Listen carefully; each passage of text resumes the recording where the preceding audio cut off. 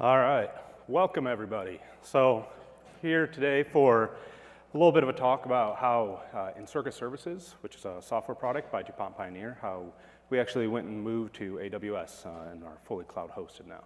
So hopefully you're in the right place, and let's get started.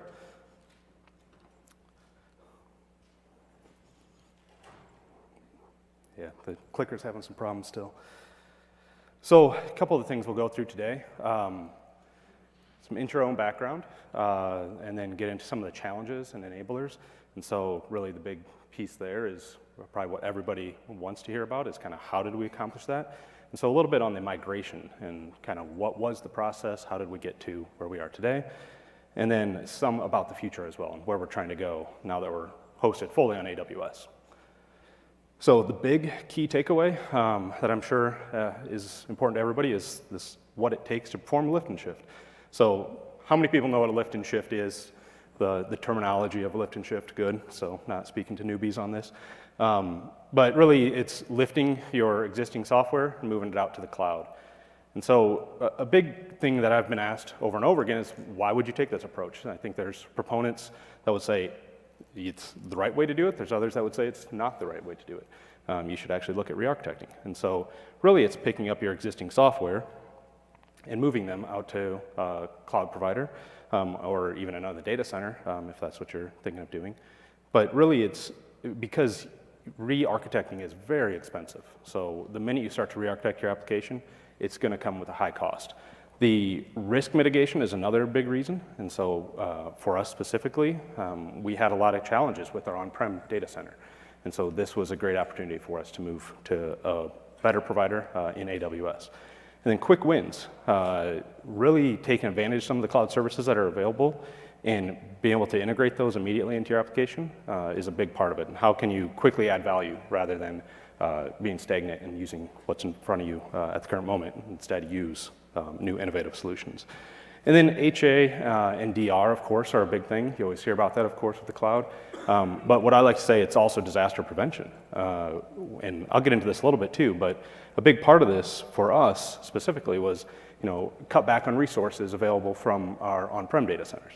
And so we were running into a situation where now that we are more of an actual consumer commercial software organization, that we needed technology that's going to enable us to innovate. And so that was a big part of it, is kind of preventing that disaster that could occur.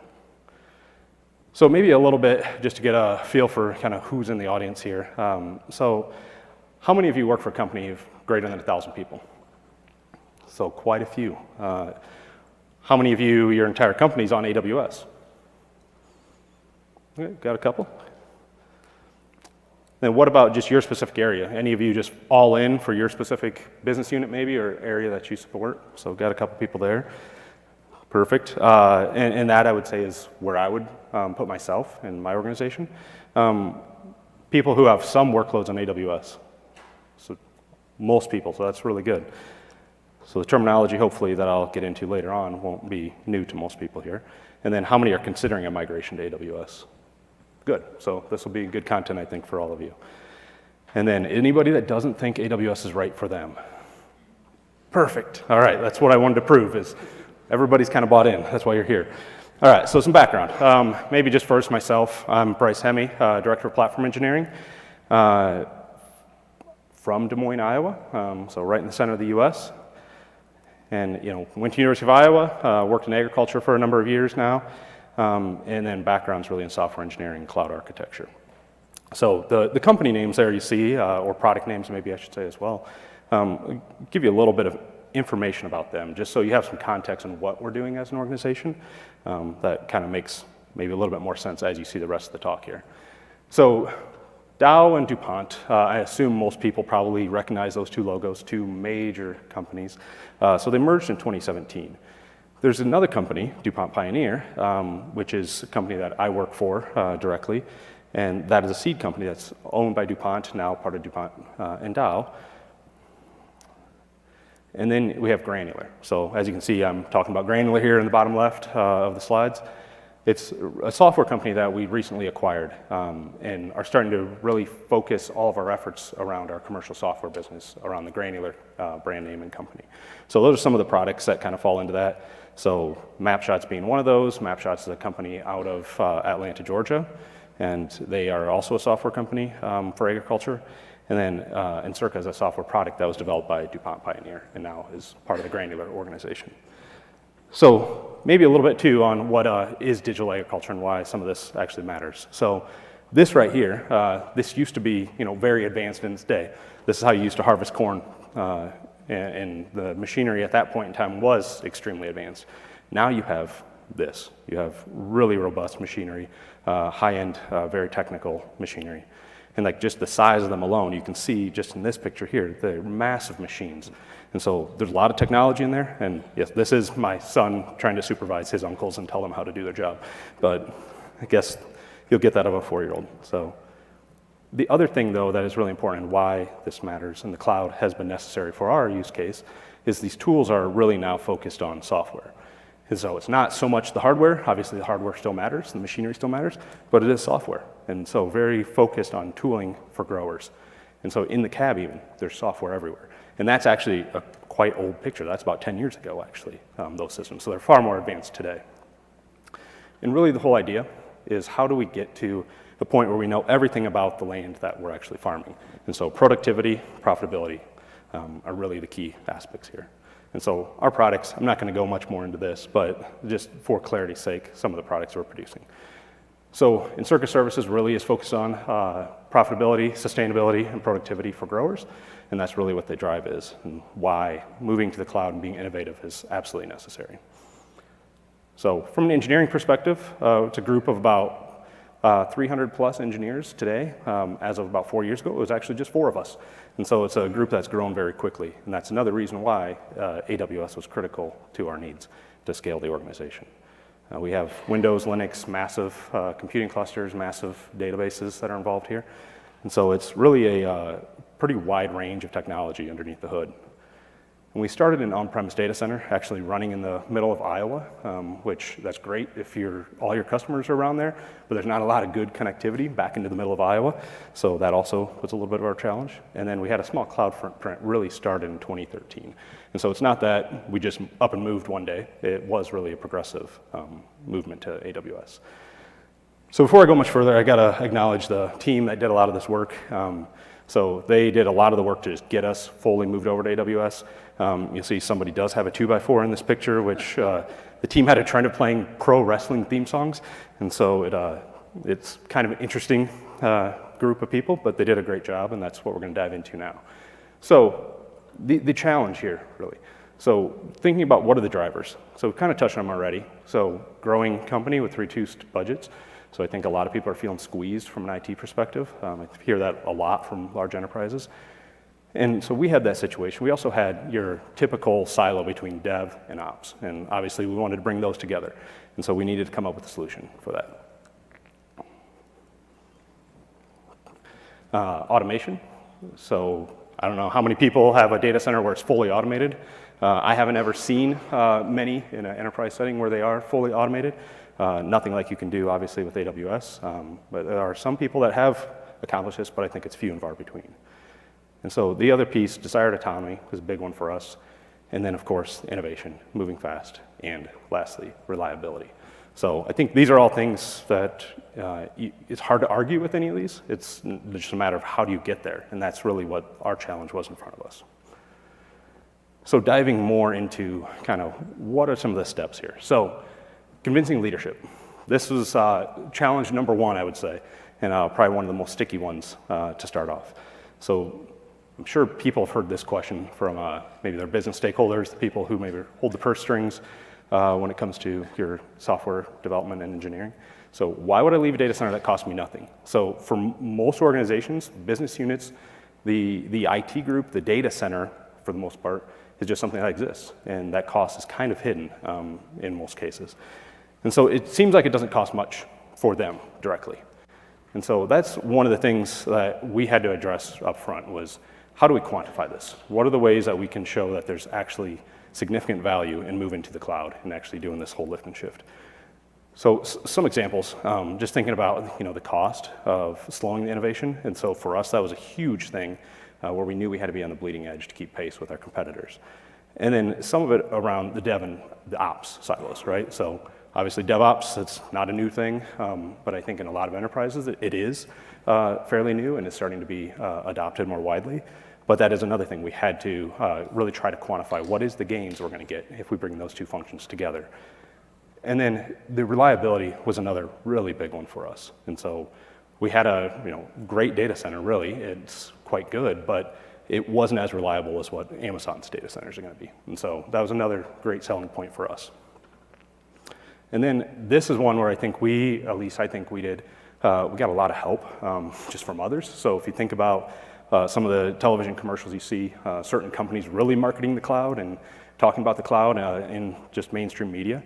So that's something that we use to our advantage. And so everybody's going to the cloud, so why shouldn't we?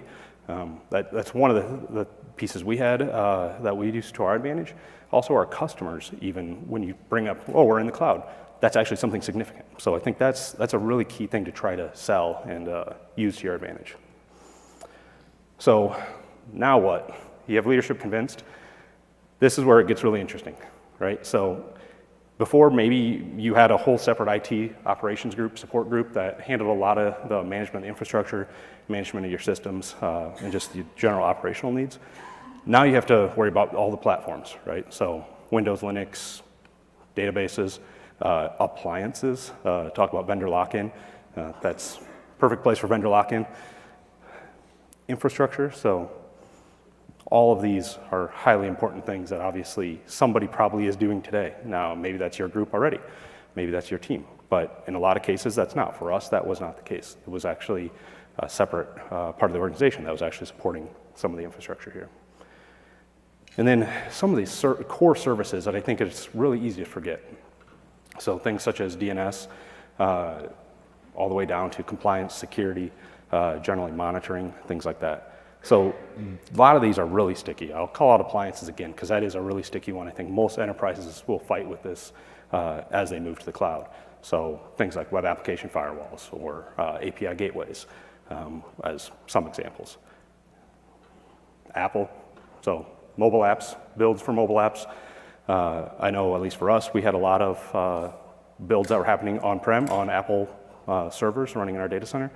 Well, you can't forget about those. You still have to maintain those. And if you don't know, you can't run that out in AWS so easily. So that's a problem you have to solve as well. And then all of these, like I said, right, these are things that are easy to forget about. Depending on your line of business, the compliance regulations, these can be really messy to have to deal with. Luckily, AWS helps with a lot of that, with things like HIPAA and some of the other compliance standards that they are able to meet. But again, they're things you're going to now have to worry about. So some of the challenges. Let's jump into those. So people and skills. Clearly, you need people to do the work to get you out to AWS and perform the lift and shift. So for us, that was an initial issue we had up front. But we actually, I think, got lucky. I don't think we were actually thought through this very well, and it just kind of fell into our lap. But really what was key for us is we ended up hiring a lot of these skills really early. I'd say before we even had a need. And so it helped us get to a point early on where we at least had a core set of knowledge internally. And then we had a number of people, I'd probably throw myself in that list, who were kind of the evangelists. So people who were kind of standing behind AWS as a solution and where we wanted to get to and where we wanted to move. And so that was also a very big piece. And then I think lastly, the big piece here is the AWS solutions architect. So I'm assuming most people coming from large organizations, you're going to have direct contact with a solutions architect at Amazon. And that is something that I think if you use to your advantage, you'll get quite a bit of mileage out of it.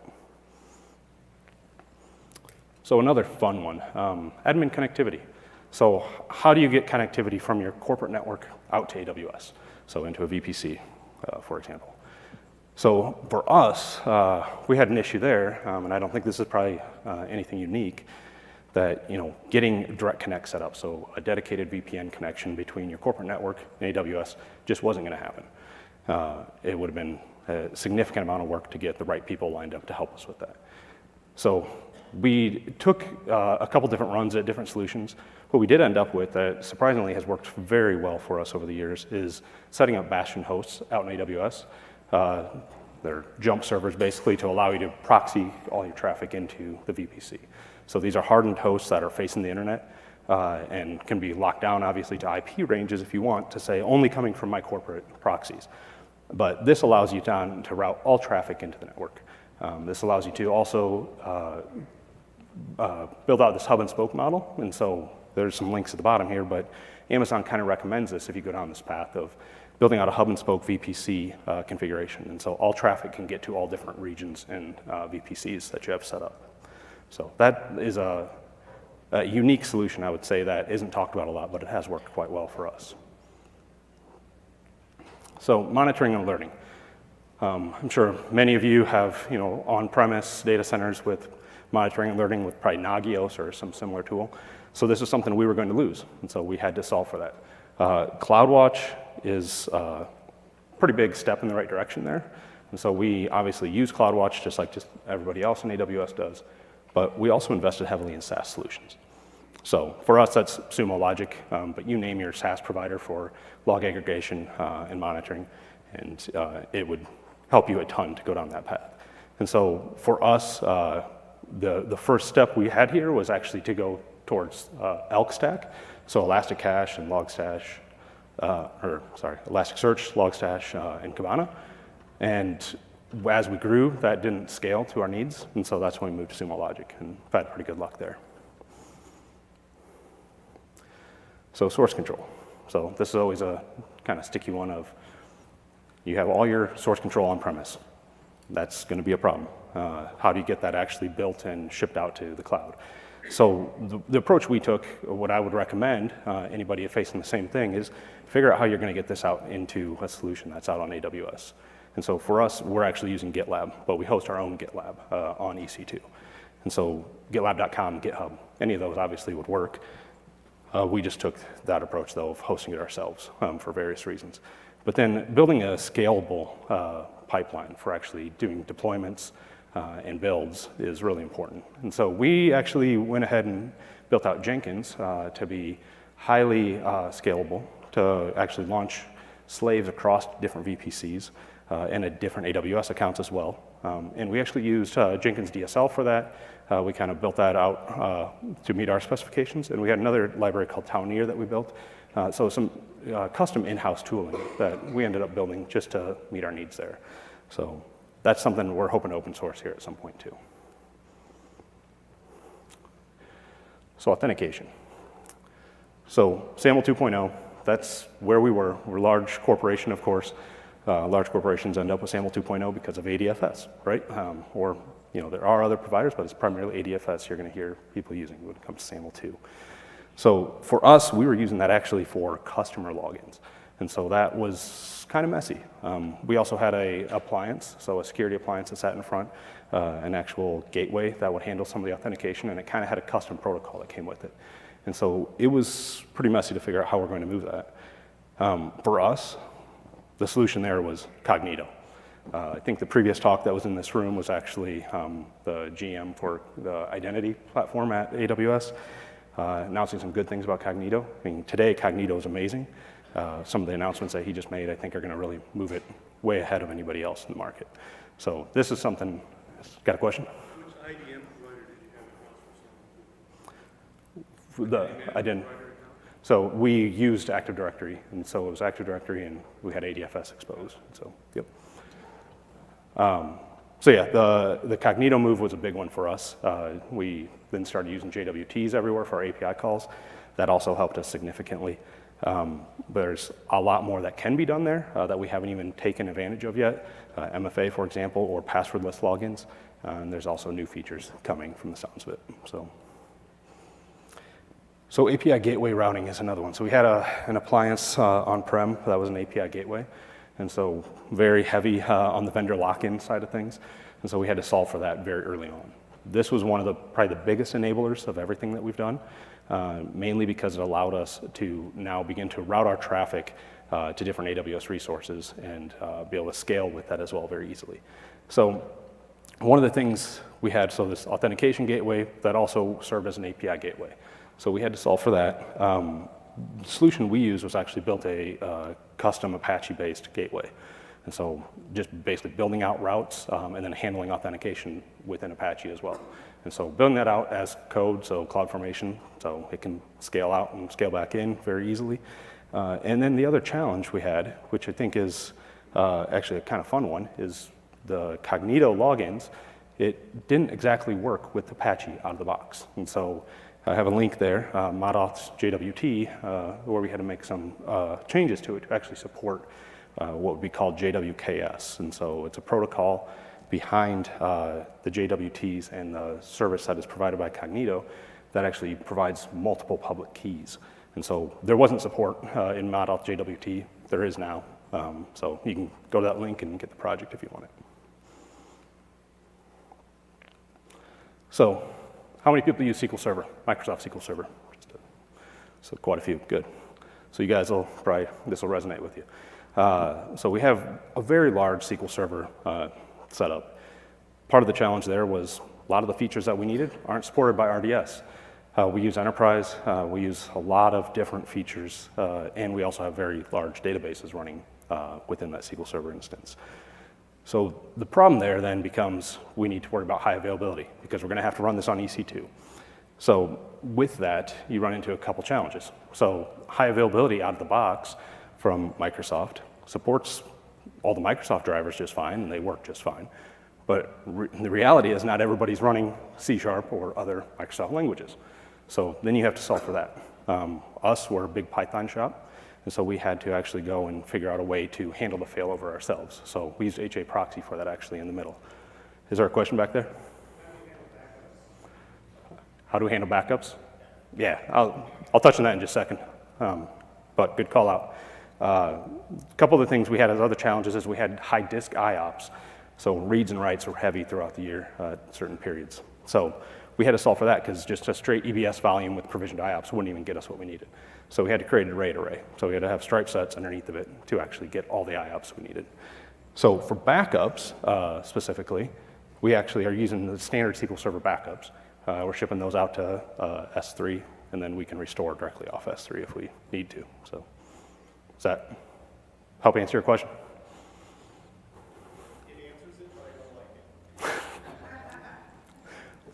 Okay.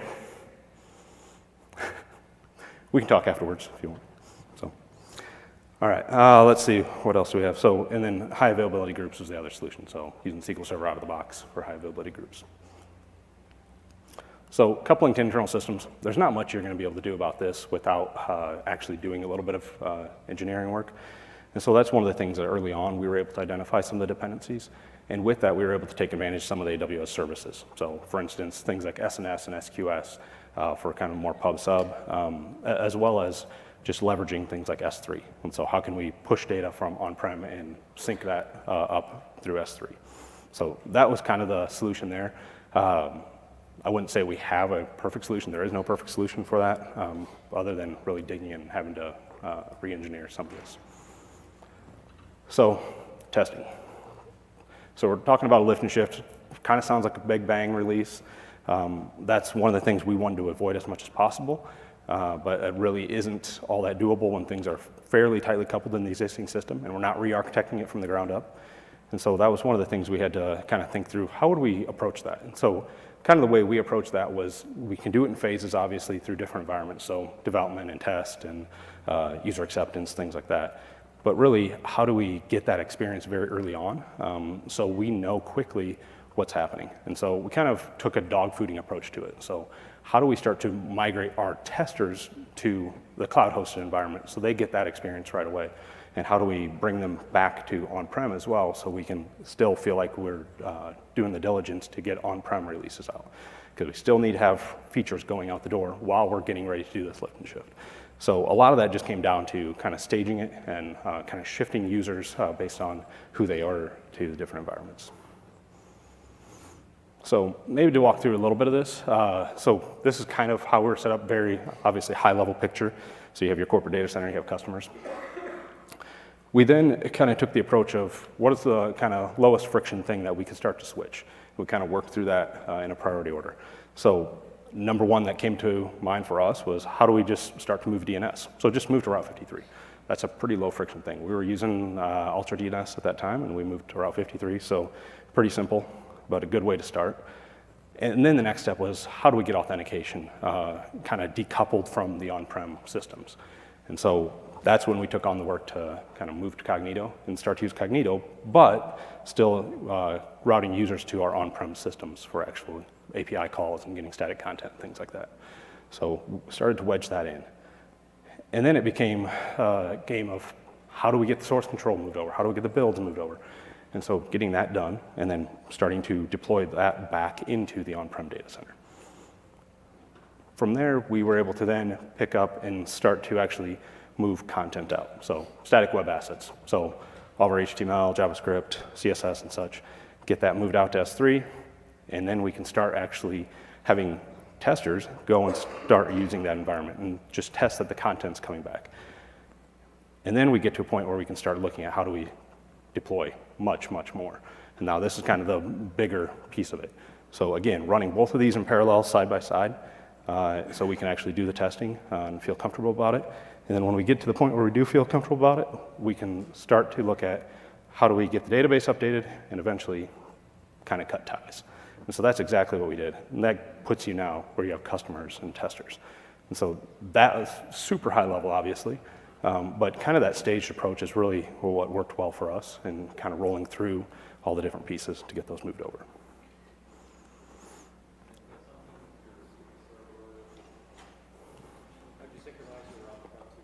Yep.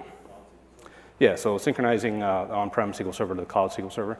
So we were actually taking incrementals and moving those up. So first step was obviously take a backup, move that up, restore it, and then taking incrementals every 15 minutes and shipping those up and taking those changes. And so when, and I'll get into that here, but when we then went live, it was a matter of just waiting for that last snapshot, basically, of the incrementals and apply that.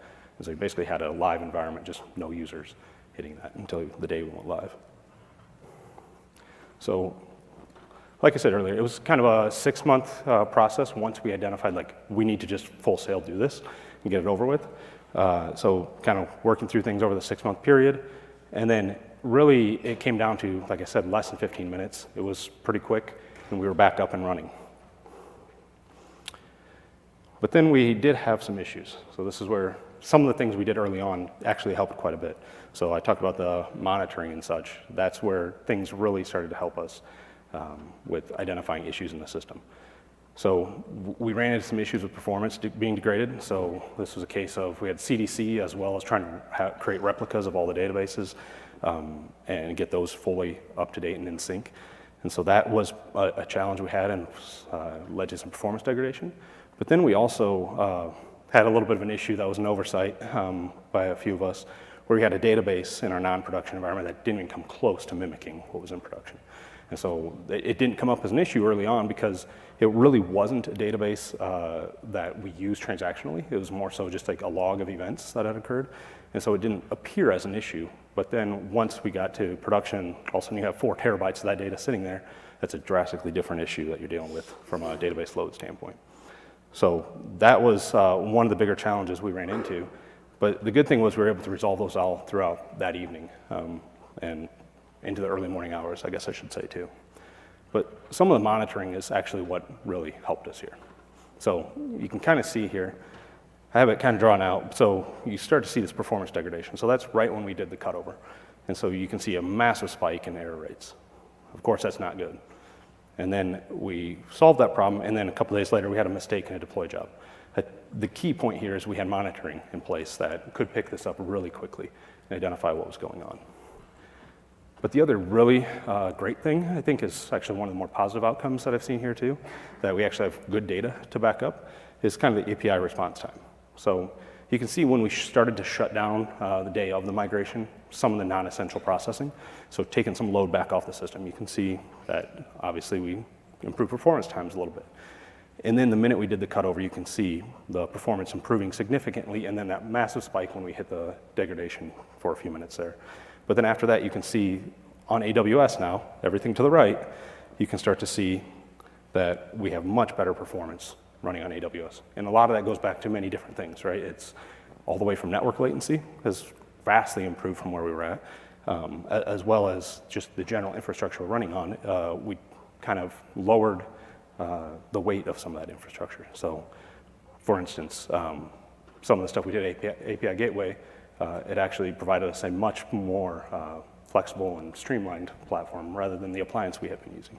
So that really helped us improve performance. So the other way we were able to actually feel like we added the value we had said we would was by really soliciting some feedback from customers. So you'll be able to see just by reading this kind of the personality of the general American farmer.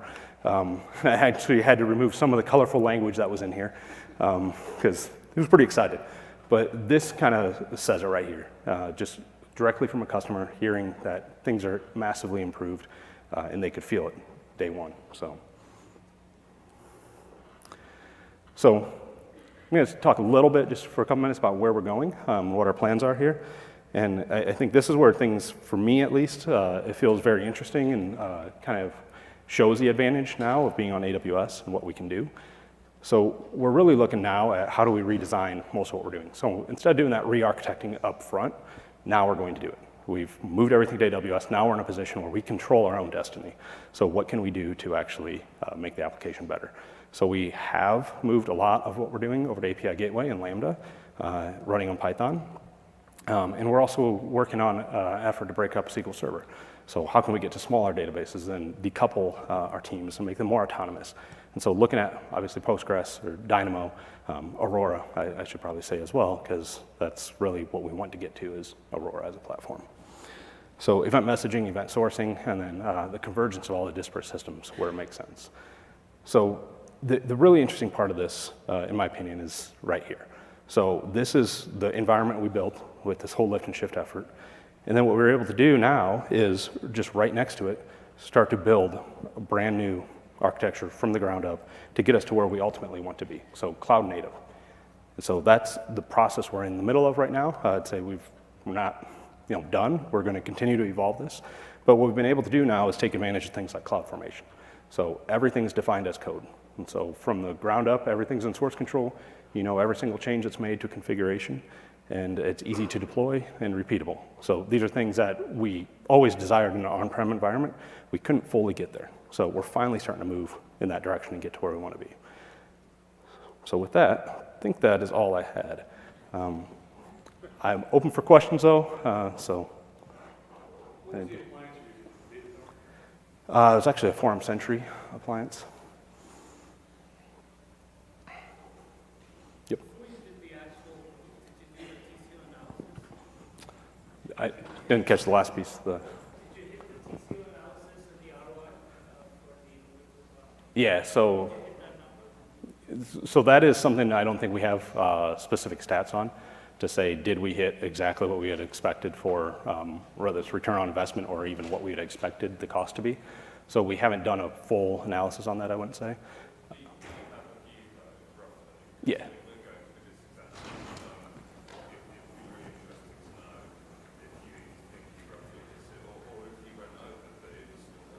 Yeah, so I would say we probably went over. I have never yet to this day, and this was earlier this year, I haven't gotten any negative feedback. Like everybody who's kind of the stakeholders has been super positive about it because what it's allowed us to do is actually move a lot faster than we had been able to in the past. And then along with that comes just general reliability of the infrastructure. Like that is a huge win for us. So yeah, I wish I had more specific metrics on that, but unfortunately I don't. So. Right. Exactly. Yep. Yeah. Yeah, I think a good example of that is like, so the agriculture industry, it's very seasonal in nature, right? You have planting, you have harvest when the grain's coming out, and that's when a lot of our usage happens. It's when a lot of the data flows into the system. Just now this year through harvest, which is in the fall in the US, we've seen significant improvements just because we're able to scale so much faster and to so many more servers. I mean, previously we had something like 20 VMs running in the data center. Now we can go to hundreds, and we're able to do that very easily. So, back row. Did you have dedicated people working on this alone? Yes. Or did you have people both doing the Yeah, so we did. We had dedicated people working on this alone just to get like this final 6-month push to get us over to AWS. That was, I'd say they're dedicated, but they also had some other work in front of them too, just their existing jobs that they had previously. And so we also, I would say, in the team that did most of this work, none of them going in had really any cloud experience. And so that was actually an interesting way we approached that, I would say, is we didn't actually take our most senior cloud engineers and say, you're going to work on this project. We actually took people that we knew could learn it and could take guidance from some of our more senior engineers. And so basically the way we approached that was they would try to solve some of the problems because they knew the application best. They didn't know the cloud. And then they would consult with some of our more senior engineers that had cloud experience. And so what that allowed us to do is now we have much greater number of people who actually have cloud experience and are very knowledgeable. So were you adding people in order to do this, or were you taking people that you already have? yeah, so it was mostly just people we already had. And so the team that actually did this work was really kind of the experts of the applications that we were moving. And then we had a significant number of other people who already had cloud knowledge. And so they were already on staff and working on some of the new work already. Because we kind of had this planned out that we knew we weren't going to re-architect up front, but we should get started on what do we want that future to look like. And so that was kind of happening in parallel, actually, while all this was going on. Yep. Talk more about the shift process. What tools were you using? Were you leaving on-prem up during this? Yeah. Yep. Yep. So we did leave on-prem up during all of this, and so you could actually route to both of them. And so each one of them would have, actually you'd have a DNS entry that would go on-prem, you'd have a different one that would go to the cloud. And then when we would do the full cutover of an environment, we would just flip those DNS entries. What tools were you doing to lift and shift? As far as like moving of the infrastructure? Like SMS or Yeah, so I wouldn't say we had any very specific tooling that we used for it. Most of what we did was basically we knew exactly how the application needed to be deployed today on-prem, and we took that and kind of redesigned it for how do we do that on AWS. So one example, like on-prem, we have F5 load balancers, and we would have to kind of hit the API, take them out of the load balancer when we'd go to do in-place upgrades. So on AWS, instead we just spin up new instances and kill off the old ones. And we use ELBs instead of, obviously, an F5 load balancer. So. what was the mix of server type OS-wise? Linux, Windows? I'd say it's a pretty good mix. A lot of what we had here specifically was Windows. There's a fair amount of Linux, but we had, so having 3.5 years of cloud experience already under our belt, most of our Linux environment already was running out in AWS. And so that was in the hundreds. I don't have an exact number off the top of my head, but a lot of that too, the elasticity, like there are times where we'll be running thousands and we'll then be scaling back to hundreds. And so. You said something kind of key, and I just wanted to ask more questions. We're really trying to figure out training versus education in a very large organization. Mm-hmm. You said you had your app owners kind of go and hunt for the information and go back to your senior engineers and Yep. statements that you all applied yourselves. Mm-hmm. How long was that time when they were like, okay, hey, you're responsible for moving this app, and they're like, oh God, and they went out and looked, and how long was that? Was it probably faster than you thought it would be? Yeah, definitely. I think what we had to our advantage was almost everybody from an engineering standpoint was very excited about this. Yeah, because they all wanted to do something new and learn something new and take advantage of this opportunity. And so that was a big part of it. So it was pretty much from the get-go, there was very little questioning of like, oh, do I really want to do this? It was, they're bought in. What do you think was that time frame when they kind of realized what they needed to do? From, I have no idea really what to do to, I think this is doable. Yeah, so I would say, no, I would say it's probably a couple months where they felt really comfortable, like where they're much more independent. I would say today, even, I mean, the independence only goes so far, right? Like they know enough, so they're 6 months into kind of building this knowledge, maybe 9 months now at this point. But there are still plenty of things that they don't know that they do need to go back to the experts. But yeah, I would say it was a pretty good, quick ramp up time. We also did some stuff with bringing training on site, so AWS training to come on site, which I think helped significantly with a number of people. And so, You mentioned performance problems that you ran into. How did you, I guess, what tools were you using and how did you actually get to resolution? yeah, so from a tooling standpoint for performance and monitoring, so a few different things were baked in there. So Sumo Logic has one, just because generally, log aggregation and then be able to run analysis on those logs. Datadog is another one. So we are still using Datadog pretty heavily. And so just general metrics, so we can actually see what response times are like. Those graphs right there that I showed were actually from Datadog. We also have been using another tool called RunScope, and that's just general monitoring. It can do a few different things, such as just pinging APIs and checking for successful responses, but also can do more like automated testing as well. And so those are kind of the key tools. CloudWatch also, I would say, would throw in there. That has provided us some really good just general monitoring of just instance health and things like that. So. And how were you able to get the resolution? Did folks know these apps really well? Did you see that nice graph? Yeah. So in this specific case, it was really focused on the database, and so we knew it was the database that was having troubles. And so we also have a few different tools in place to help us with kind of the database monitoring. And so we really focused our efforts there and really started to dig into, what are the queries that are, hanging or taking up a lot of reads and locks and things like that. And so that really is what helped us in this specific case. So.